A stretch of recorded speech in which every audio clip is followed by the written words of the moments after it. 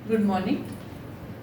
हम देख रहे हैं क्रिया प्रसूत अनुबंध। पिछले वीडियो में हमने देखा था पुनर्वलन के प्रकार, यानी कितने प्रकार के पुनर्वलन होते हैं। एक हमने देखा था धनात्मक पुनर्वलन और एक देखा था ऋणात्मक पुनर्वलन।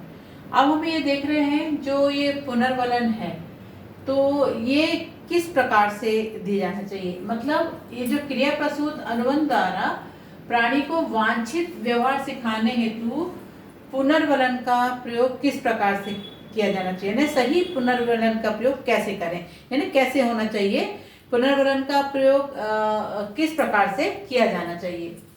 तो क्रिया प्रसूत अनुबंध द्वारा प्राणी को वांछित व्यवहार सिखाने हेतु पुनर्वलन का सही प्रयोग करना भी आवश्यक है। इस दृष्टि से पुनर्वलन का आयोजन 4 प्रकार से किया जा सकता है, यानी हम 4 प्रकार से पुनर्वलन दे सकते हैं।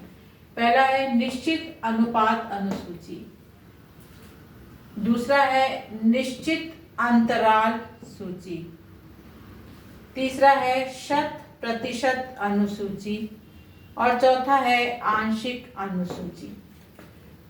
तो आइए हम देखते हैं कि निश्चित अनुपात सूची क्या है।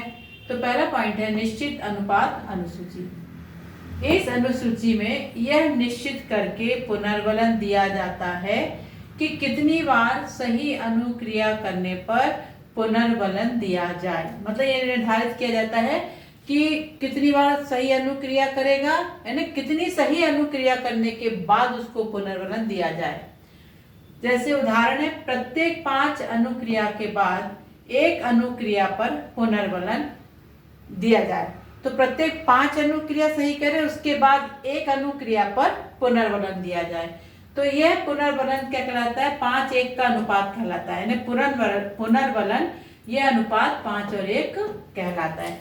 यानी 5 अनुक्रिया करने के बाद जब उसको पुनर्वलन दिया जाए तो यह 5:1 का अनुपात कहलाता है। दूसरा है निश्चित अंतराल सूची, फिक्स्ड इंटरवल शेड्यूल। इसमें अनुक्रिया का पुनर्वलन एक निश्चित समय अंतराल पर किया जाता है। समय अंतराल की अवधि 1 मिनट, 1 घंटा, 1 दिन, 1 सप्ताह या महीना हो सकता है। मतलब क्या है, एक निश्चित समय के बाद यानी एक समय निर्धारित कर लिया जाए तो इसमें तब एक निश्चित अंतराल पर ये पुनर्वलन दिया जाता है। तो इसमें अनुक्रिया का पुनर्वलन एक निश्चित समय अंतराल पर किया जाता है। समय अंतराल की यह अवधि 1 मिनट, 1 घंटा, दिन, सप्ताह या महीना हो सकता है। उदाहरण के लिए हर 5 मिनट के बाद कुछ भोजन देना, अथवा जैसे नौकर को 1 सप्ताह बाद वेतन देना, यानी हर 5 मिनट के बाद भोजन दिया जाएगा। जिस प्रकार की कभी कहीं मतलब जो सर्वेंट है, कभी 1 महीने में सैलरी दी जाती है, कहीं पर 1 सप्ताह में सैलरी दी जाती है, तो नौकर को 1 सप्ताह बाद वेतन देना। तो इस प्रकार के जो पुनर्वलन का डिस्ट्रीब्यूशन है या जो पुनर्वलन दिया जाता है उसे कहते हैं निश्चित अंतराल सूची। फिर तीसरा है 100% अनुसूची, 100% शेड्यूल। इस अनुसूची में सीखने वाले की प्रत्येक सही अनुक्रिया या व्यवहार का पुनर्वलन किया जाता है। इस प्रकार के पुनर्वलन से प्राणी किसी भी अनुक्रिया को जल्दी सीख लेता है, परंतु इस प्रकार के पुनर्वलन को समाप्त कर देने पर अनुक्रिया भी शीघ्र लुप्त हो जाती है। तो इस प्रकार इसको बोलेंगे 100% अनुसूची। और चौथी है आंशिक अनुसूची, पार्शियल शेड्यूल।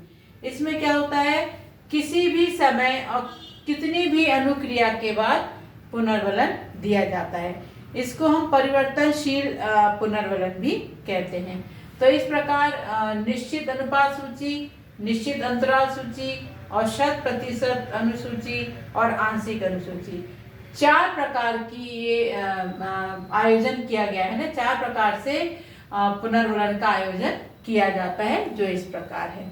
तो आज बस यहीं तक, मिलते हैं अगले वीडियो में। Thank you.